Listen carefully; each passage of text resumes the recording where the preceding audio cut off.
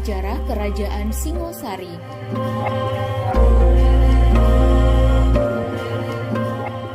Kerajaan Singosari merupakan salah satu kerajaan bercorak Hindu-Buddha yang berpusat di sebelah timur Gunung Kawi, Malang, Jawa Timur.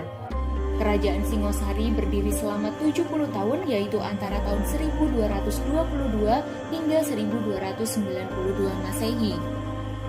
Kerajaan ini dikenal dengan pertarungan politik berdarah antar saudara dalam memperebutkan tahta. Namun, Kerajaan Singosari juga telah menorehkan catatan sejarah kejayaan di bawah Kertanegara, rajanya yang terakhir dan paling sukses. Di bawah kepemimpinannya, wilayah kekuasaan Singosari meliputi Jawa, Madura, Bali, Nusa Tenggara, sebagian Sumatera, dan Semenanjung Malaya, hingga sebagian dari Kalimantan, Sulawesi, dan juga Kepulauan Maluku.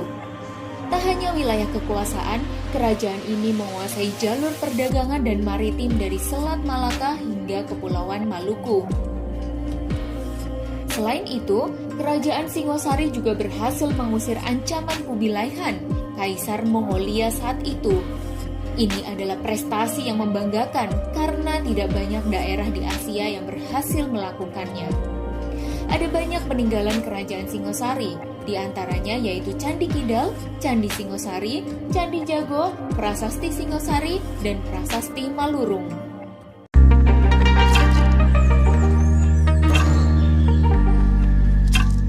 Jika kita lihat sejarahnya, Kerajaan Singosari didahului oleh Kerajaan Kadiri dan digantikan oleh Kerajaan Majapahit.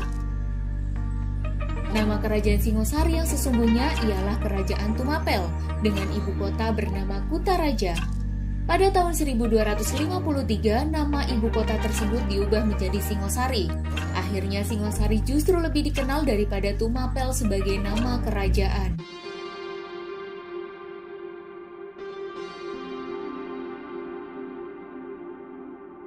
Kitab Pararaton dan Negara Kertagama banyak dijadikan acuan dalam menelusuri tapak tilas Kerajaan Singosari. Ada beberapa perbedaan dalam silsilah penguasa Singosari di antara kedua karya sastra ini. Versi Pararaton yang lebih dikenal menyebut Ken Arok sebagai pendiri Singosari. Dalam versi ini, Ken Arok awalnya adalah rakyat biasa yang hidup di Tumapel. Saat itu, Tumapel adalah daerah di bawah kekuasaan Kerajaan Kadiri. Ia bekerja sebagai pengawal Tunggul Ametung, seorang akuwu atau setara camat di Tumapel. Namun, ia akhirnya malah membunuh Tunggul Ametung karena menginginkan istrinya yang terkenal cantik, yaitu Ken Dedes.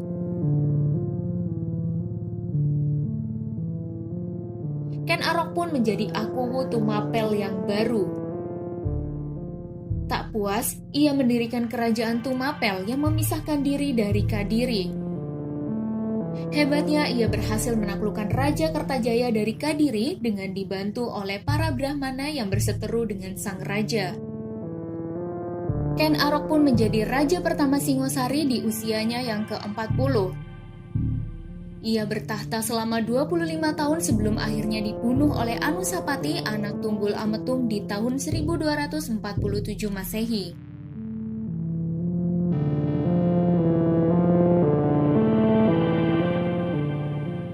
Balas dendam antar saudara ini berlanjut ketika Anusapati dibunuh oleh Tohjaya, anak Ken Arok, setelah bertahta hanya selama 2 tahun. Ternyata Tohjaya hanya dapat menikmati kekuasaan selama beberapa bulan sebelum digulingkan oleh keponakannya Wisnuwardana, anak Anusapati, dan Narasingamurti, cucu Ken Arok. Wisnuwardana bertahta hingga 22 tahun dan digantikan oleh putranya Kertanegara secara damai.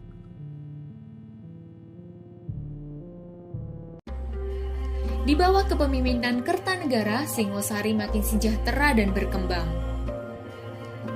Dari masyarakat sekitar Sungai Berantas yang bergantung pada pertanian, Kerajaan Singosari berhasil membangun bidang pelayaran dan perdagangan yang kuat. Mereka menguasai perdagangan rempah, beras, emas, hingga kayu cendana. Kesuksesan Singosari terdengar hingga telinga Kubilai Han yang kemudian menuntut Singosari untuk menjadi daerah bawahannya. Untuk mengatasi ancaman Han, Singosari menjalin kerjasama internasional dengan kerajaan Champa atau Vietnam.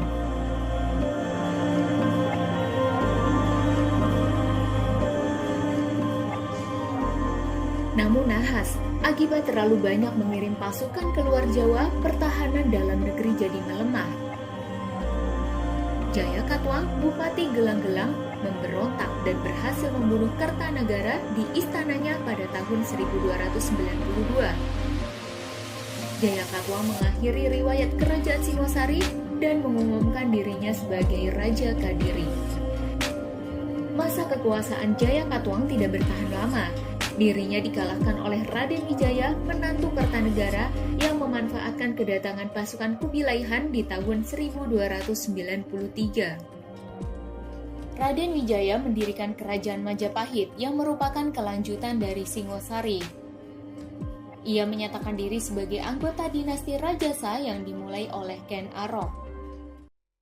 Wah, menarik sekali sejarahnya ya teman kece.